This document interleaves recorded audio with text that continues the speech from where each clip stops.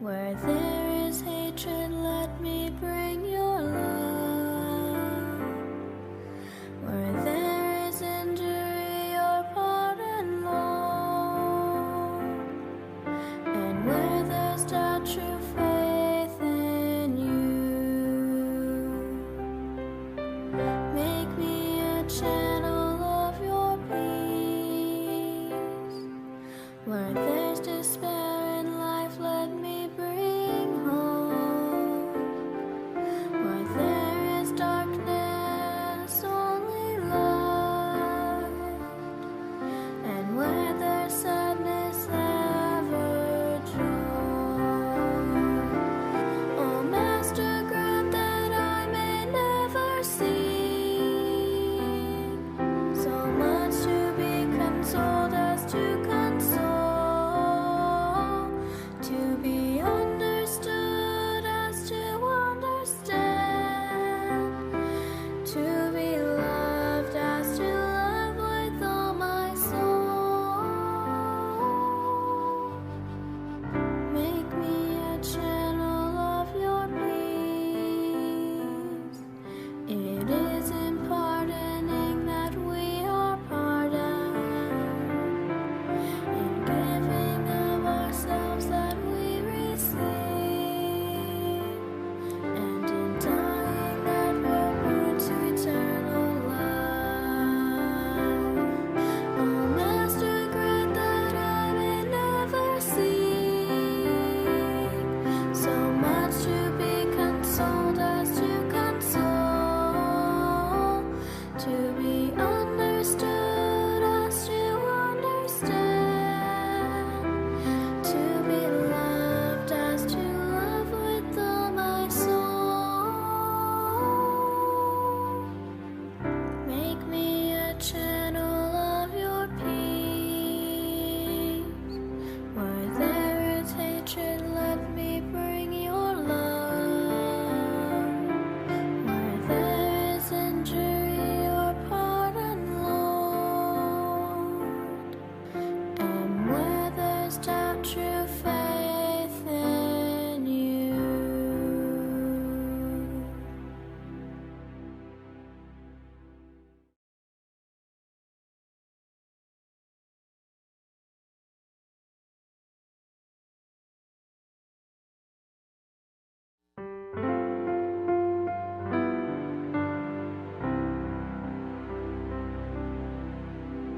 Make me a channel of your peace.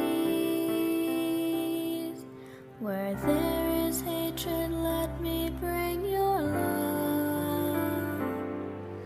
Where there is injury, your pardon, Lord. And where there's doubt, true faith in you. Make me a channel of your peace. Where there's despair in life, let me bring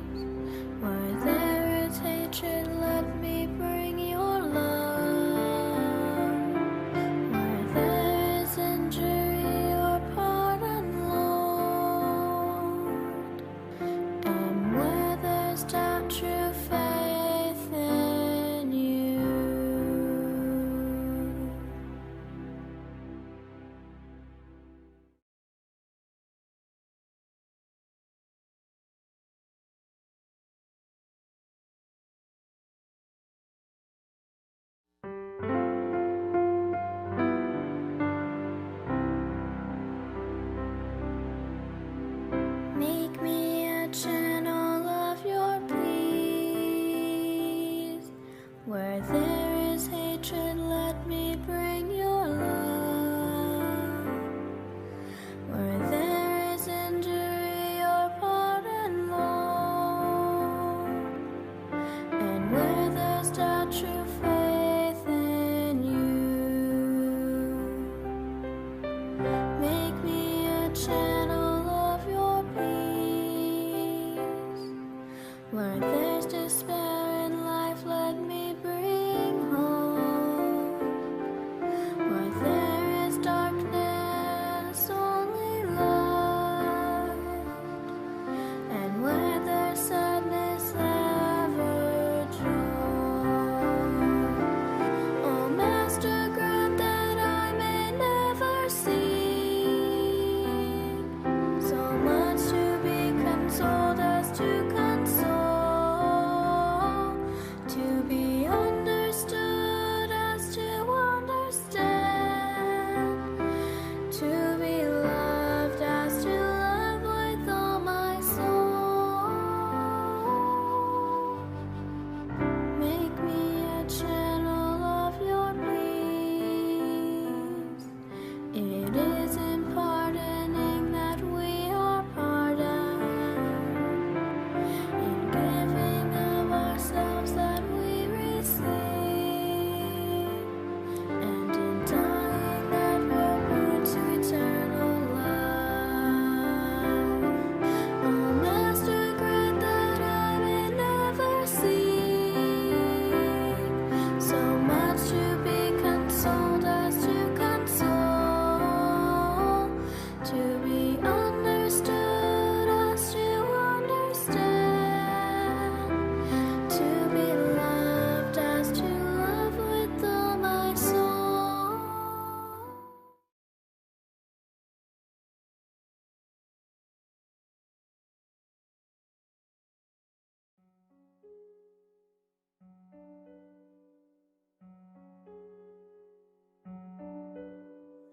Lord, make me an instrument of thy peace. Where there is hatred, let me so love. Where there is injury, let me so pardon. Where there is doubt, let there be faith. Where there's despair, let me sow hope. Where there is darkness, let there be light. Where there is sadness, joy. Oh, divine Master, grant that I may never seek to be consoled as to console, to be understood as to understand, to be loved as to love. For it is in giving that we receive, it is in pardoning that we are pardoned, it is in dying that we are born to eternal life. To eternal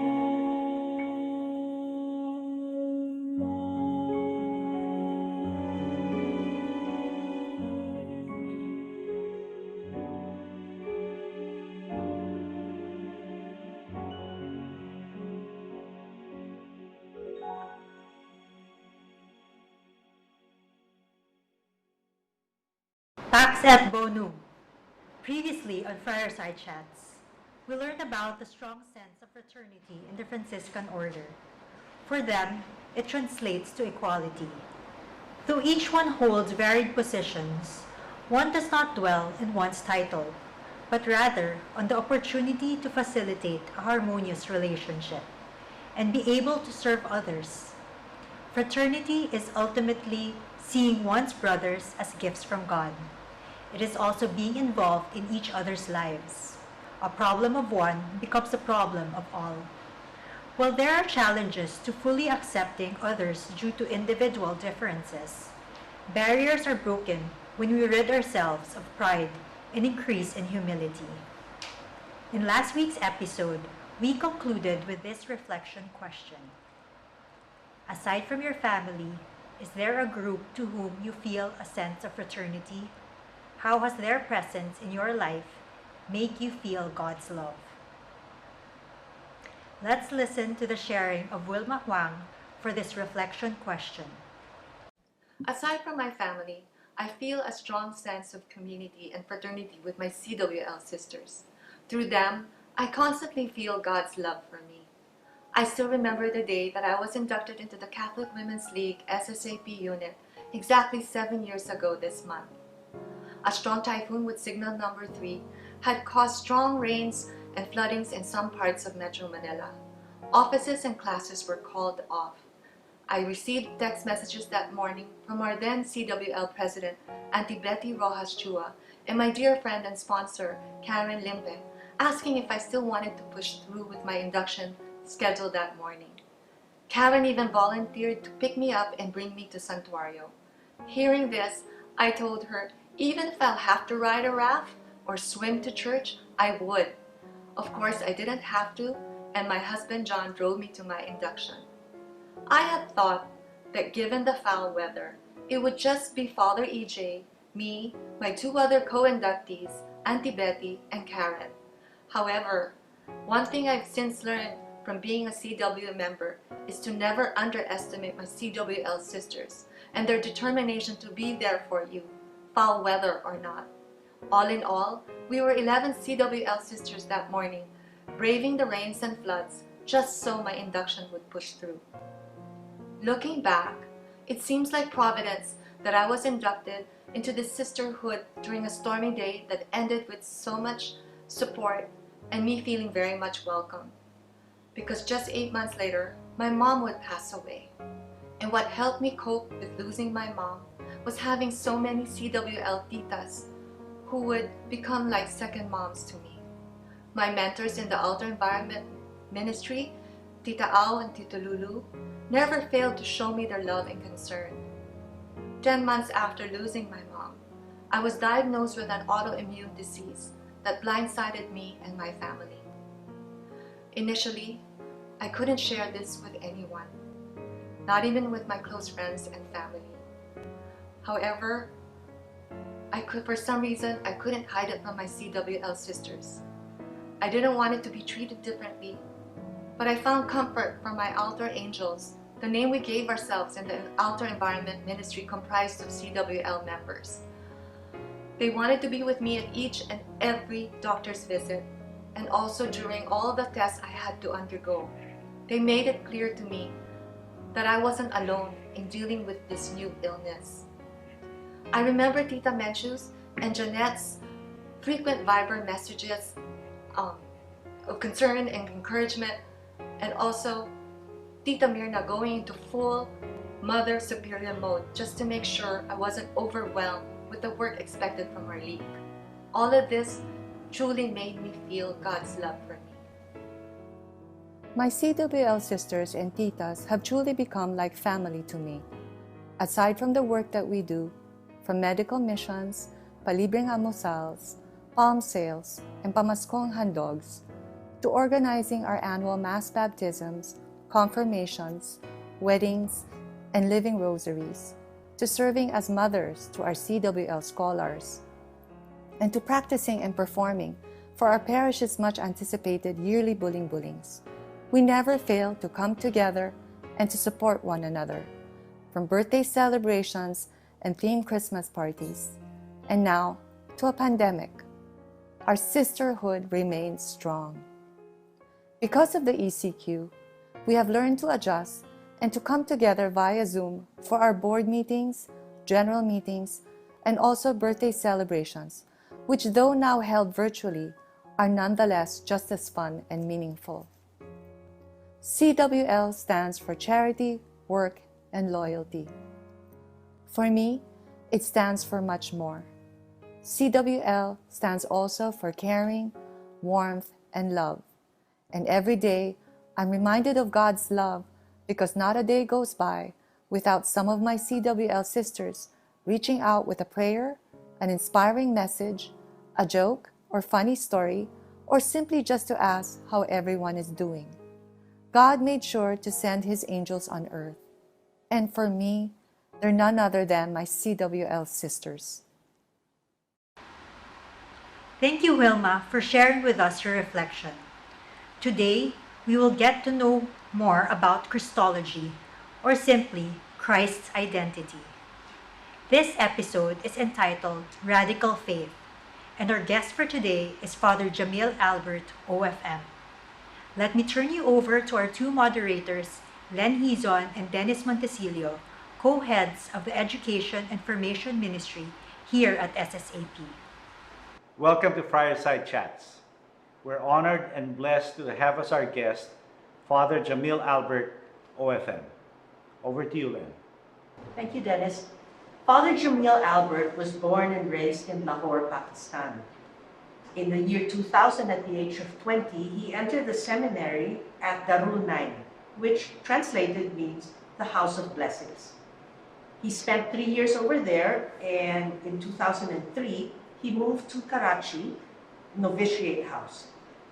And in 2004, while he was at the novitiate, he made his first profession.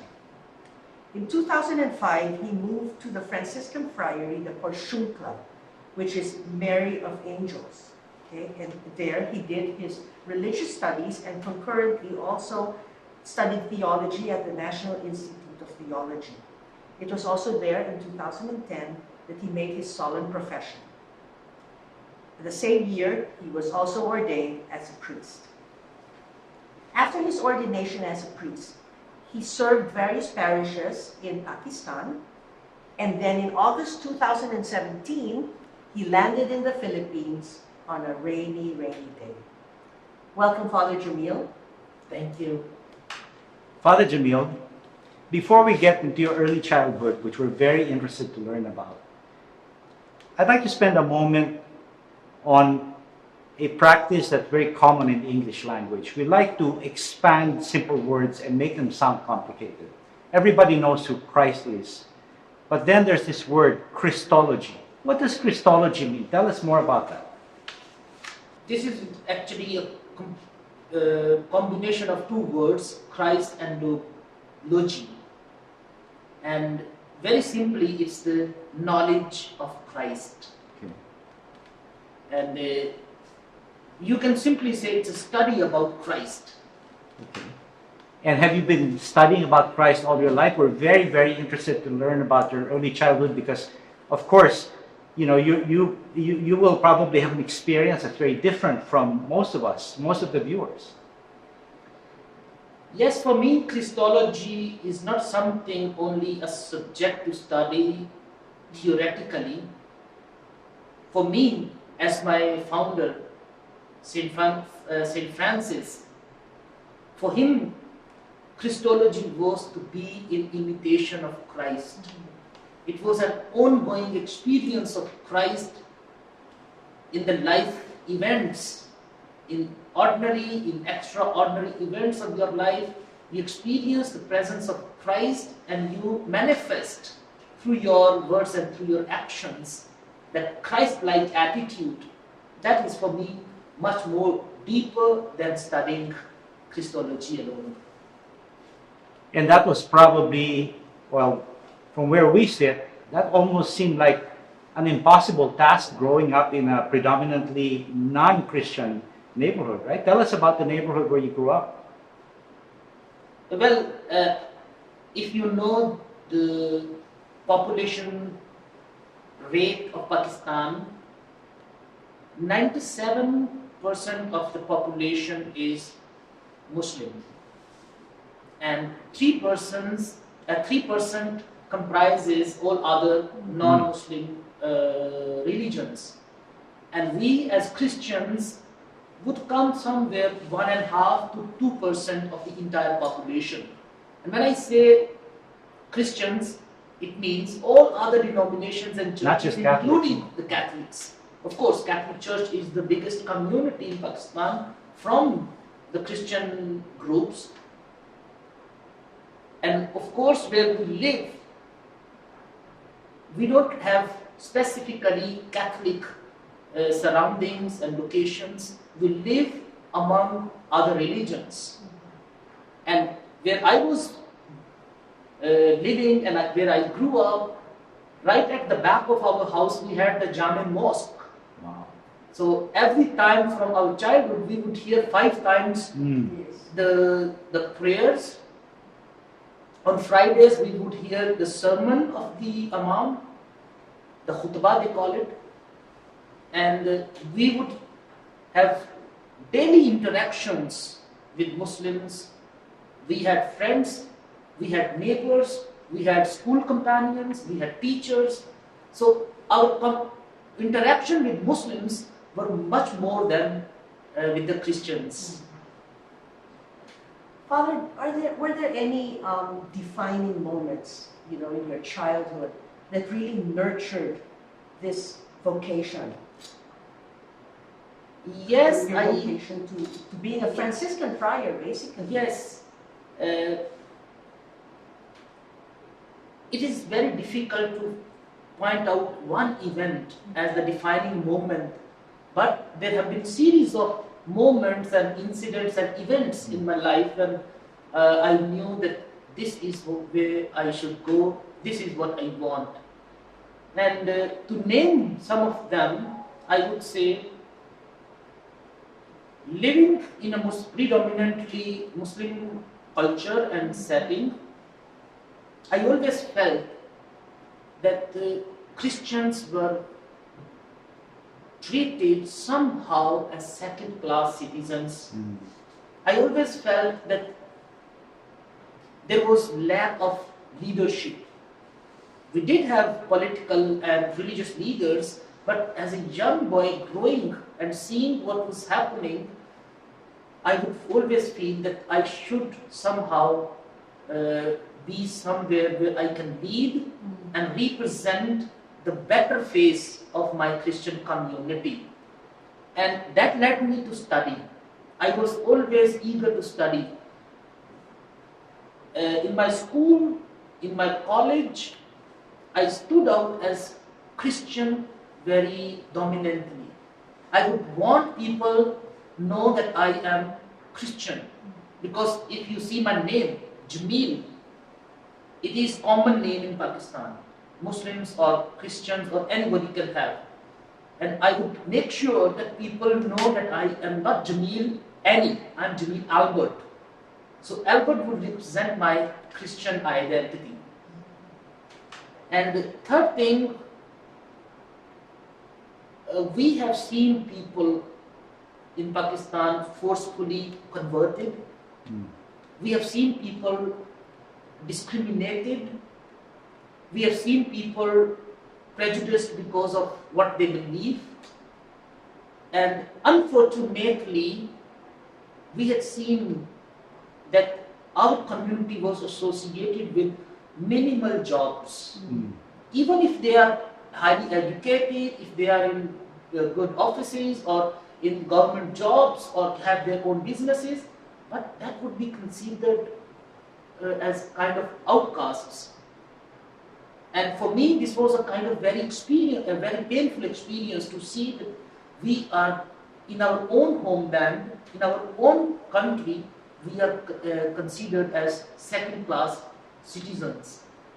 And therefore, I always had a desire to represent a better face that we are not second-class, we are equal citizens of Pakistan. And fourthly, when I finished my school, I spoke to my father that I have a desire to be a priest. My mother and father would always tell me that I was born after my 4 sisters, you know, and in our context, having boys is something who would take your name forward. And they always said that it was their desire when I was born, they made this choice by themselves that they would offer their first son to God. And they kept to this, even they had 4 girls and then myself. In between, my other one sister died, and then I had 3 elder sisters, and I was the 4th one. They were very committed to their choice. My second brother was born after 8-10 years, but they still remained faithful, and they did not make any question. They did not ask me, why would I want? And we would not have anyone. We don't have our elder son with us. Yes. So they agreed to my choice. They blessed me with their ideas, and especially my father. He told me, "You are just coming out of school. You don't have experience of life. You don't know how the seminary looks like and how difficult experiences you might have to go through. So better you go and work. So you have a first-hand experience of toughness of life, how people survive." So after my school, I worked for 3 years in different places, and that was a kind of labor work. And after I finished my working, then he asked me to join college so that I have even a better understanding of life. I finished my college, then everyone in the family agreed that I should join. So that was the moment when I joined the Franciscan Formation House. So you had 100% support from the very beginning, but your parents gave you life lessons to really prepare yourself before entering the seminary. Sounds like you worked 3 years, you went to college. So it's a very nice combination where they supported you, but they didn't push you to the seminary either. They wanted to make sure that you tasted what life is all about. You know, having to work for a living, going to college. Yes, you are right. They were always at the back of my decision. They also made it sure that it is not their decision imposed on me. Throughout my formation till today, I have never felt that it was a desire of my parents. I always felt, and I always feel, this is the choice that I always had. And this is what I cherish the most. You know, Father, having been raised in a place like Lahore, which is really a very highly urbanized and large city in Pakistan, I can only imagine how much you saw, how much poverty you saw, and witnessed a lot of the, like you were saying, being marginalized, being basically 1.5% of the 3%. Tell us a little bit about that. We're really interested. I'm sure that the viewers would be very interested to hear a little bit about your childhood and what you experienced and witnessed as a young boy growing up in Lahore.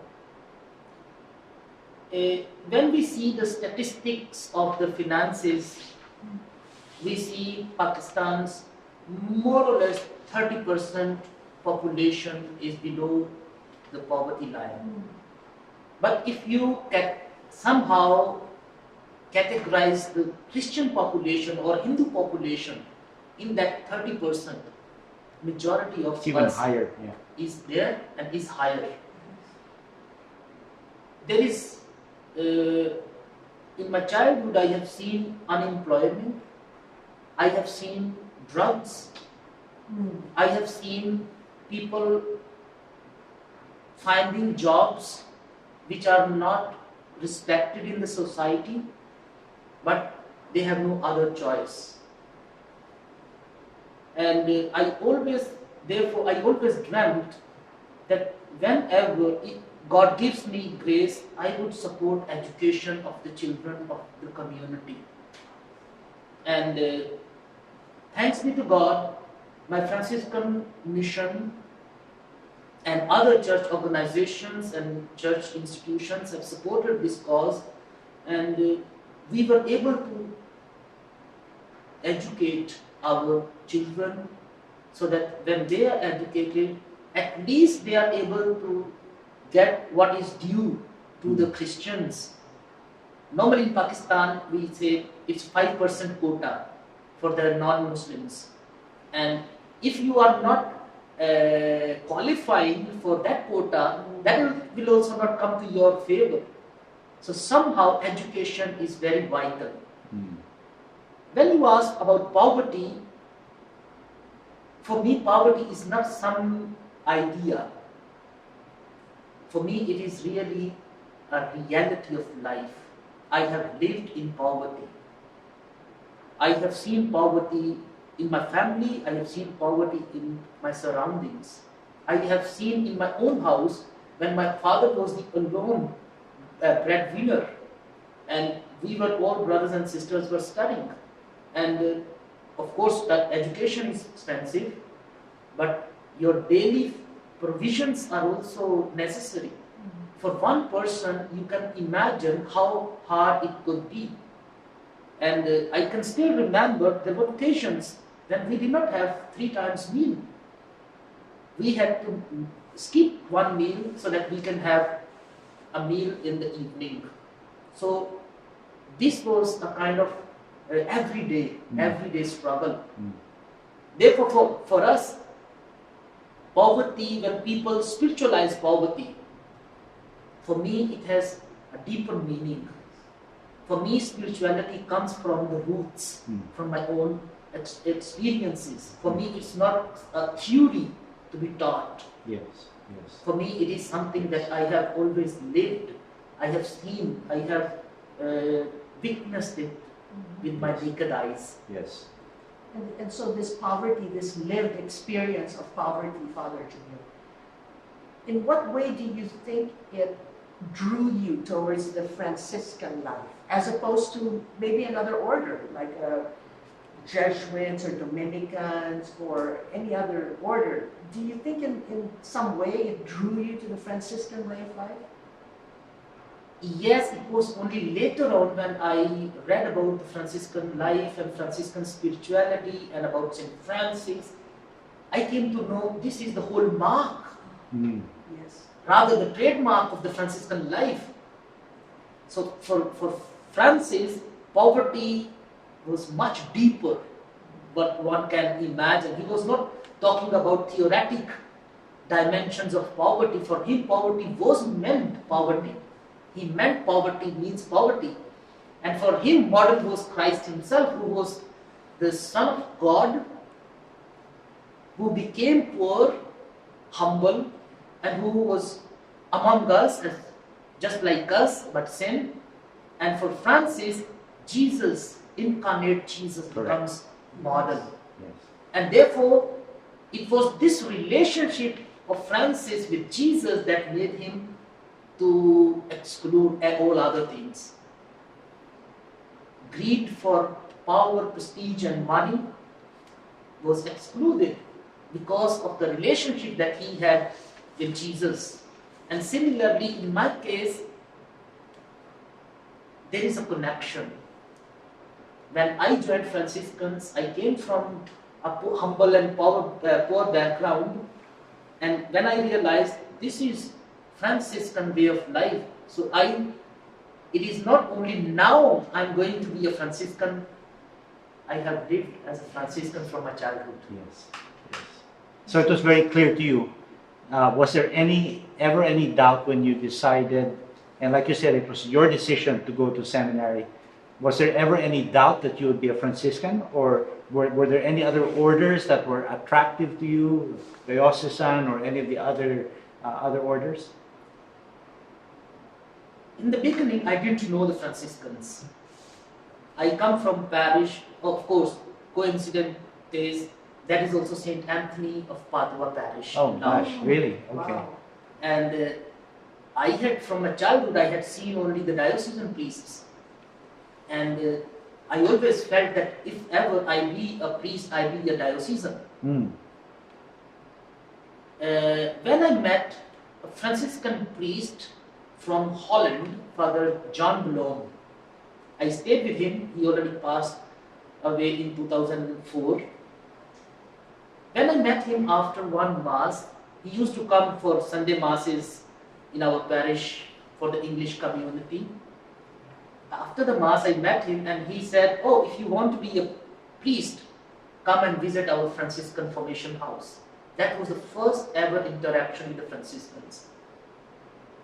When I went there, I met the seminarians, I met the brothers, solemnly professed friars living there. I spent almost a day there.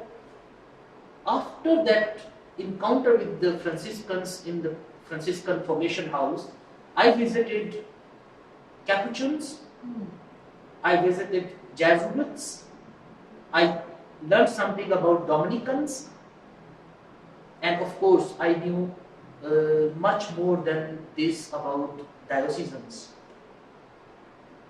But my first encounter with the Franciscans left impact that yes, this is what I want. To be in the community, to share in the apostolate, to be companions on the journey, to be like a family. So that was a kind of attraction for me. So it was kind of choice made out of other. It sounds like an informed choice because you were exposed to the different orders, including the diocesan priesthood, and what stood out really was the Franciscan way of life. Yes, yes, you are right. And really, Father, also it's the movement of the Holy Spirit, because you were raised in as a marginalized in a predominantly non-Christian culture, and all of the events came together to bring you to this point. Yes, I strongly believe that God has His own ways to reveal His will. He reveals Himself gradually and differently. We might now think that God reveals Himself only in the Word of God when we hear in the church. But when we look at the life events going back in the past, you see that how God was revealing His will and how He was guiding and leading, how He was making a way for me to be a Franciscan. It was not something hidden. It was gradually opening up the ways. Yeah. I want to pursue that, Father Jamil. I think this is a very important thing you've just said. And I'd like to tie it back to two things you said earlier. One, your definition of Christology, what it really means. But the other is a slightly different point to the poverty you experience. You talked about the poverty experience, and that's a big part of your life. But the other part of your life related to that is the being an outcast, being a minority. And I think it's particularly important, Father Jamil, because you are here today in a country that is exactly the opposite, where 95% of us are Christians, of which 85% are Catholic, right? So now we are the majority, you are part of the majority, and yet you have lived the life of the 5%. So what does that mean to you when you see what's happening? You've spent a number of years here in Santuario San Antonio, everybody's Catholic. It's a very different feeling, I'm sure, to be the majority now, right? Tell us, I'm sure you see the distinction, right? And the perspective is a very different one. I mean, what strikes you about that? What are the maybe one or two lessons that you immediately see that are very obvious looking at it from the other side? What you've asked comprises so many things. So I would first take what you were talking about, minority. When Francis established the brothers, he did not just establish a brotherhood or an order. He founded a minor brothers, lesser brothers. Okay.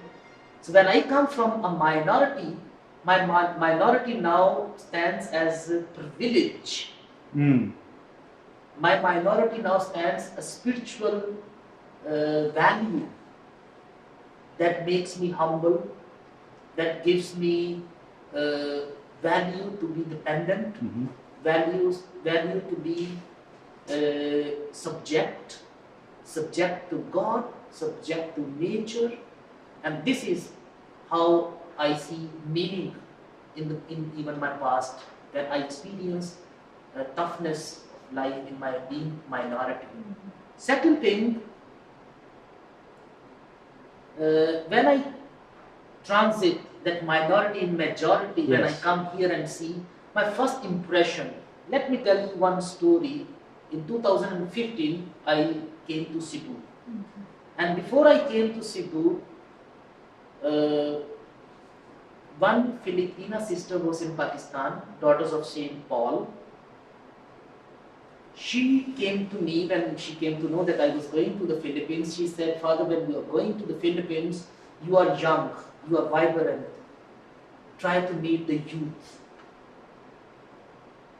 And she knew that I was going for a limited time. I'll be busy in my schedules. I will have my meetings and the sessions that I had come for.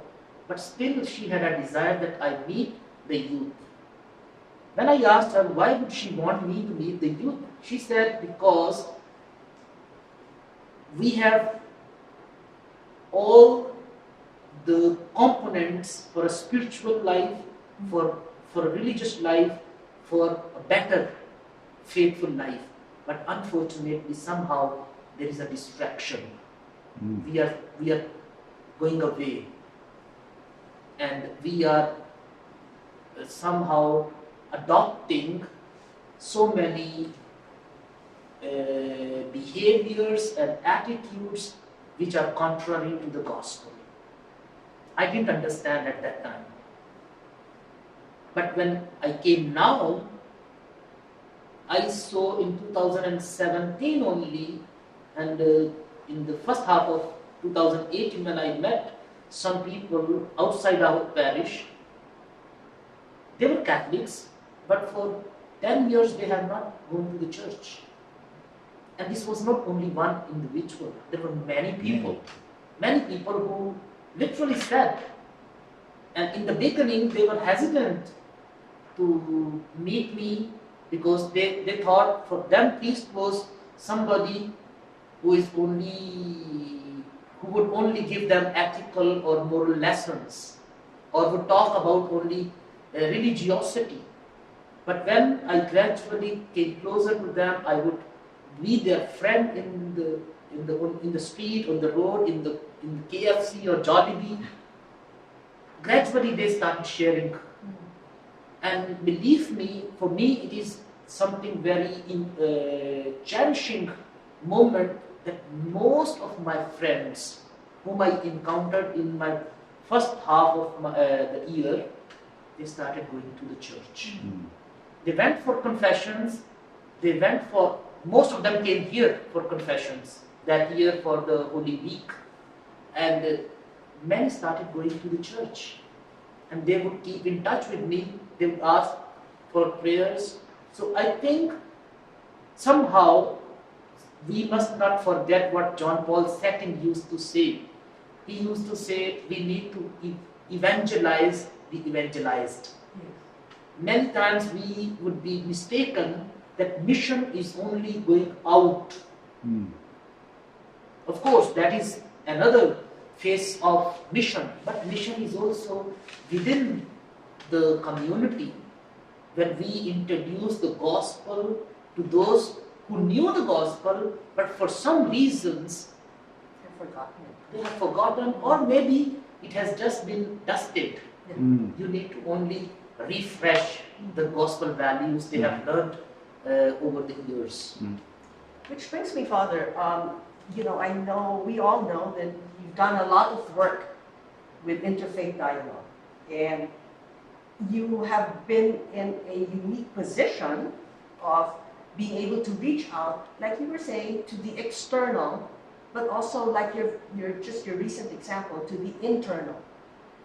evangelizing the evangelized, but you have also made it your life's work to be able to reach out to people who are different from us. Tell us a little bit about your work. As I told you, my childhood and my youth has been with Muslims. And there were always good and bad experiences. I have very, very good friends from the Muslim community. Very, very good friends. But when it came to accept them, there was always a negative feeling. I always felt that we have been rejected. But gradually, I realized if you want to be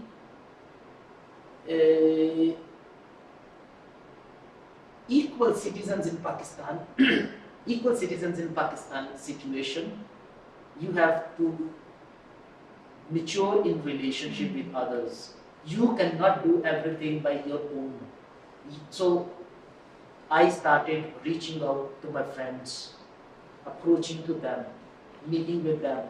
And when I was talking about my discerning moments, believe me or not, this Christian-Muslim context, this socio-political and socio-economic situation where I grew and lived, has played a greater part in my vocation story.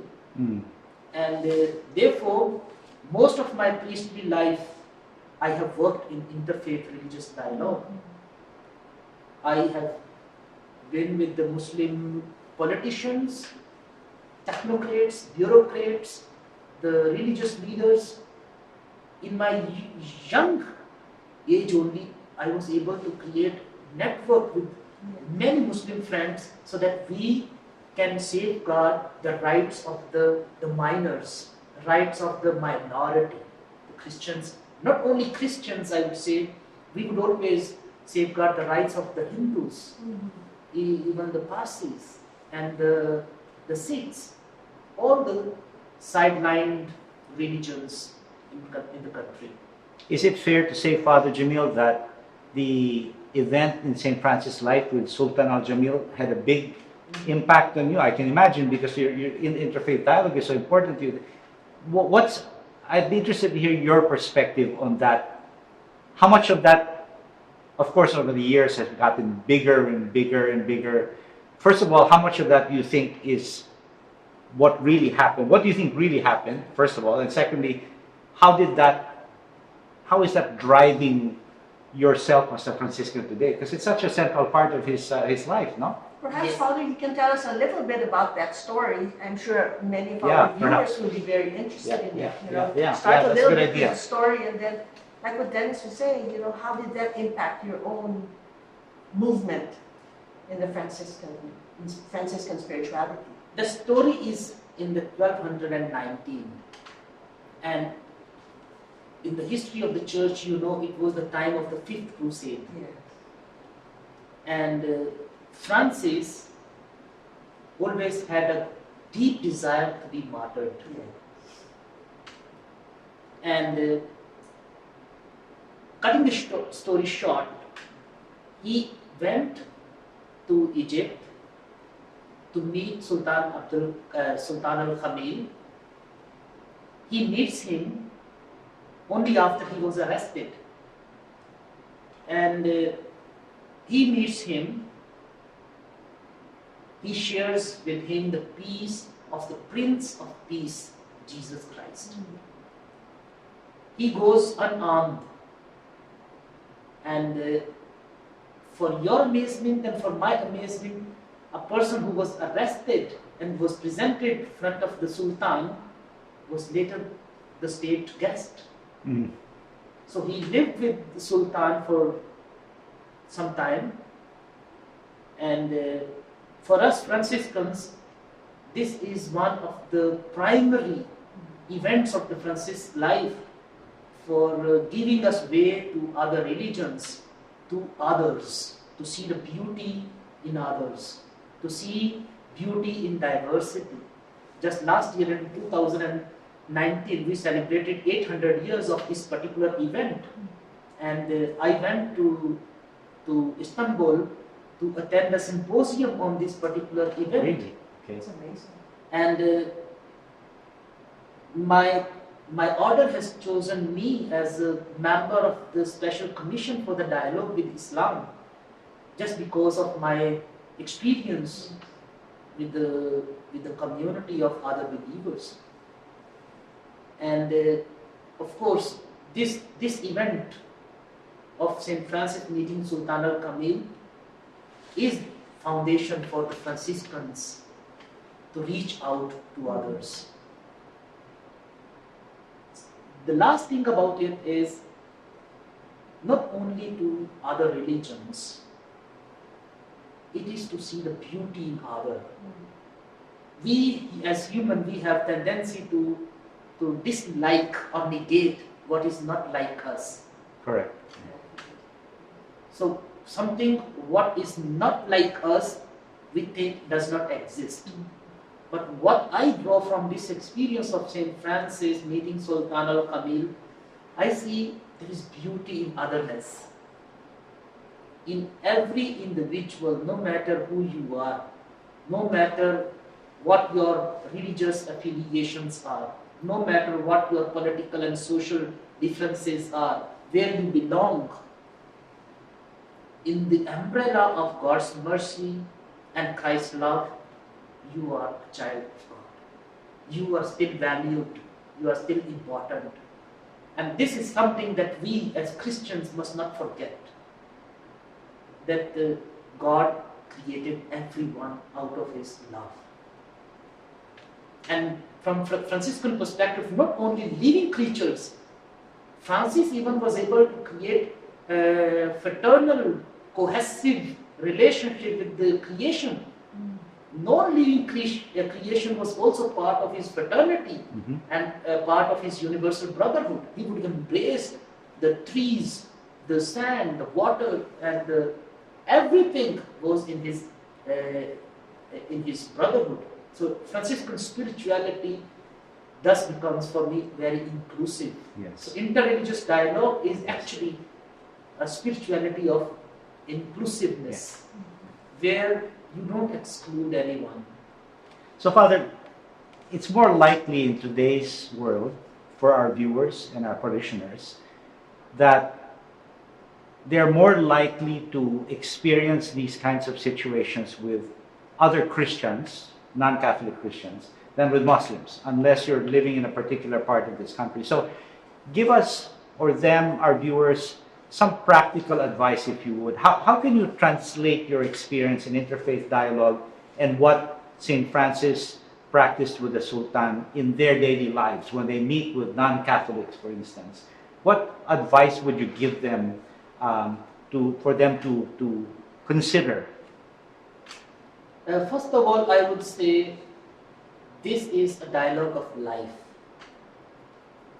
In dialogue of life, we don't judge one another. We don't label people right or wrong.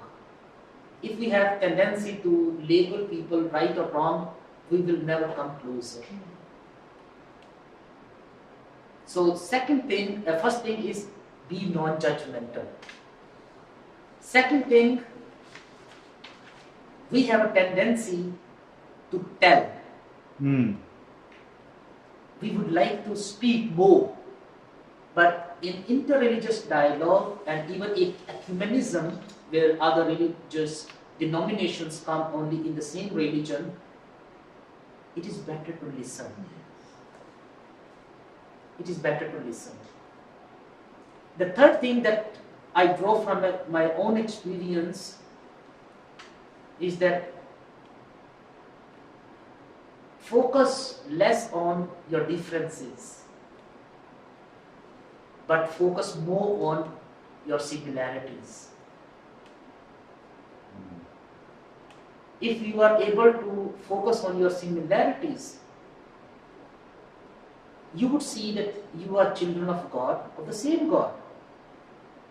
You believe in Jesus Christ, He is Savior for all.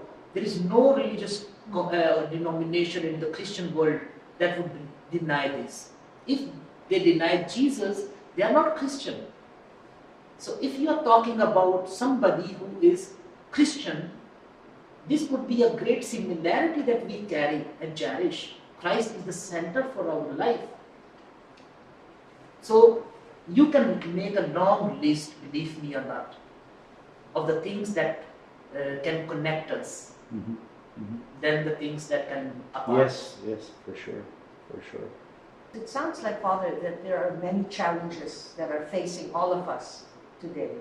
And what you were saying was really to be accepting and inclusive of everybody, to listen more, and basically to focus on our similarities rather than what separates us. It's what joins us rather than what separates us. Yes. So, I guess my question would be, so that we can also share with our viewers, in this day and age, how do we live that? How can we embody those values of being inclusive? How can we still do that, and how can we do that? All world powers have tried to live their way, to be powerful, to prove their power and strength. And we have seen it has caused wars, it has caused damage to humanity, it has caused so much. And in today's world, when wars are no more like with weapons, it's bio war, it's a chemical war, it's an information war. Yes. So the criteria are changing now. If you want to make a difference, somehow we have to be instruments of peace. We have to adopt this behavior where we don't negate people, we don't try to rule over people. Ruling is not only the power of the sovereign. Ruling could also be the attitude. When we treat people lesser than us, when we treat people badly, when we don't treat them as children of God, when we don't treat them as equally respected people and valuable. So this could be authoritative kind of attitude that would negate the existence of other people. Correct. So when we are able to recognize that this is the coexistence that gives beauty to us.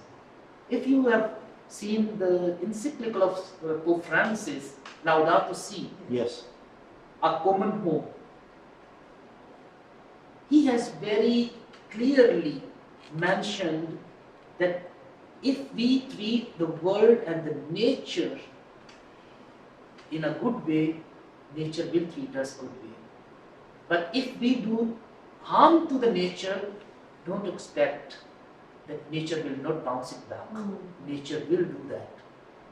And we have seen it. If you see tsunamis, even this very pandemic, coronavirus, Yeah. many people are now saying it is a reaction of the nature. Yes. So somehow we have to be compassionate. As we would want others to treat us, we have to treat others the same way. Not only living, but also non-living. This is how we can create a peaceful coexistence. And it sounds like, Father, that it really circles back to the gospel. Yeah. Circles back to let us treat other people the way we want to be treated. Yeah. Which is really the essence of what you were saying, the lived experience, the imitation of Christ. It starts with an attitude, and in very concrete terms, it really starts with that attitude. It would amaze you when St. Francis was adopting the way for his life. He compiled gospel verses and he brought it to the Holy See for the approval. And when people saw it in the Holy See, they said, "Oh, it's nothing but the gospel." I can feel the reaction of Francis. He would say, "Yes, this is what I'm saying." Yes. We don't need any other thing. Yeah, We only yeah. need the gospel. Yeah. Gospel is enough for us if we put it in our day-to-day practice. Now, Father Jamil, let me press you further on this. I think this is a very fascinating point because it comes full circle to this big word again, Christology, right? Yes. And one of the other events at the end of the life of St. Francis was the stigmata. And you want to talk about living the life of Christ. This was, in a way, the culmination of the living of life of Christ. I know that many of our viewers out there, certainly I might be one of them, would say, okay, great, I want to be like Christ, but I don't think I want to get the stigmata, right? Is there an in-between? Is there a less painful way, a less difficult way for me to live the gospel or live the life of Jesus, but not end up with the stigmata, either literally or figuratively? Is there like a light version of this, a low-fat version of Jesus Christ? And coincidentally, Father, St. Francis was the very first who had the stigmata of Christ. Yes. Let me just give you one picture of St. Francis. Francis actually had great fascination to the vulnerable born child. Therefore, you see, Franciscan tradition is that Francis was the one who, after the gospel, he initiated the creche, the scene of Yes, the that's right. So this was his love for the baby Jesus. He wanted to experience the tenderness and the vulnerability of Christ. Right. You know, in the medieval history, Christ would be portrayed as the king, the judge, and the royal. But when Francis comes, he comes with the vulnerable. Therefore, for him, child born in the manger is somebody that our God, being our Savior, could choose to be vulnerable like a baby. Then from that baby experience at Grecho, he moves. And he has already experienced the cross of the people. He has seen the lepers. He has seen the suffering of the people. He has spoken to the cross of San Damiano. And when he reaches to, in 1226, he reaches to Lavanna. If you remember that mount, up on the mountain, I am blessed to visit that place. This is where he spent time, and he was longing to experience the crucified Christ. There was a deep desire to experience the pain. He had seen the pain from external. He had seen the pain of the people. And you know, he comes from a noble family. He comes from a well-to-do family. He must not have experienced in his youth the pain of hunger and suffering and poverty. But now he has seen the poverty of the lepers and rejection they experience. Now he wants to experience the peak. If he believes in Jesus crucified and risen, for him it was necessary to experience the pain. So therefore, he had the desire. Your second part of your question is that is there a lenient part Yes. and suffering? Low-fat version. A lenient version Yeah. of it. I would say, let me give you one example. When I was a young seminarian, we would go to different houses of people where we would experience the wounded realities of human life. We used to go to the mentally and physically retarded children. We used to go to the lepers, and we had to experience those things. But we always kept in mind that we must protect ourselves so that we don't contaminate ourselves. We don't get the infections. When you look at Francis, he was looking for those infections. But now time is different.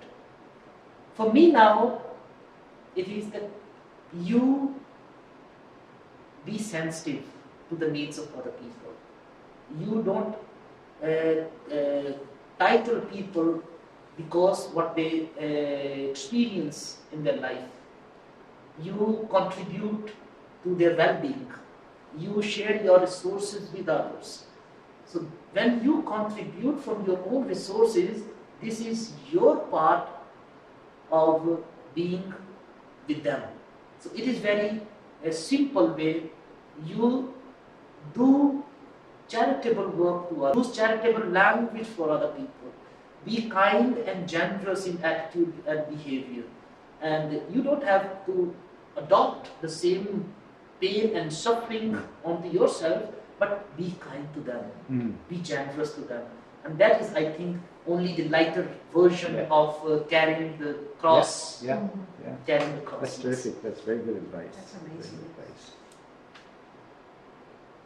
And so hopefully that is one of the things that our viewers will really take away from this chat. That it's really about the attitude, it's the kindness, the generosity, being non-judgmental, and listening to one another. Because when we listen to one another, we will really, it's really amazing that we will find out how there's so much more similarity and commonality among all of us. Yes, yes. Well, Father Jamil, we'd really like to express our appreciation for having you at this segment of Friarside Chats. I'm sure your words of advice are very heartfelt and will have a great impact on our viewers and our parishioners. Thank you very much for being with us. Thank you very much for having me. Thank you, Father Jamil, Len, and Dennis, for that inspiring conversation. Having been born and raised in a Muslim-dominated country, Father Jamil had always had that burning desire to become a priest and was blessed to have the full support of his family. Being a part of the minority made him humble, dependent, and subject to God. He learned to dialogue with different religions and saw Christ in each one of them. Much like what St. Francis did when he visited Sultan Al-Kamil to share the message of the Prince of Peace, Jesus Christ. He did this unarmed and with much humility. At this point, we would like to turn to you, our viewers. What have you taken away from this session? How does Christ reveal himself to you in your daily life? Please take a few moments to write down the question and reflect on the answer.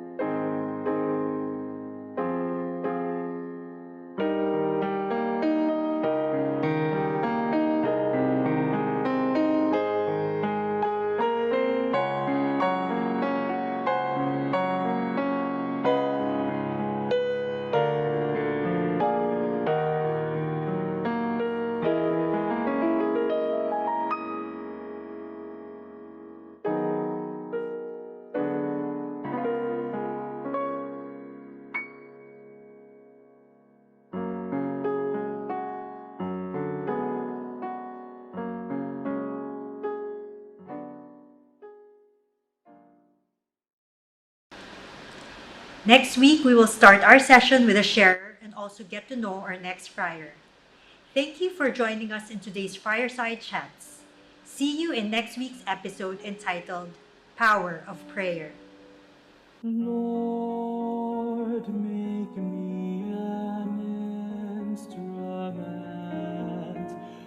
of thy peace.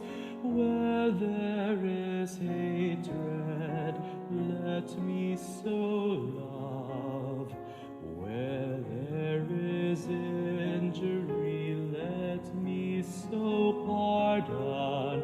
Where there is doubt, let there be faith. Where there's despair, let me sow hope. Where there is darkness, let there be light.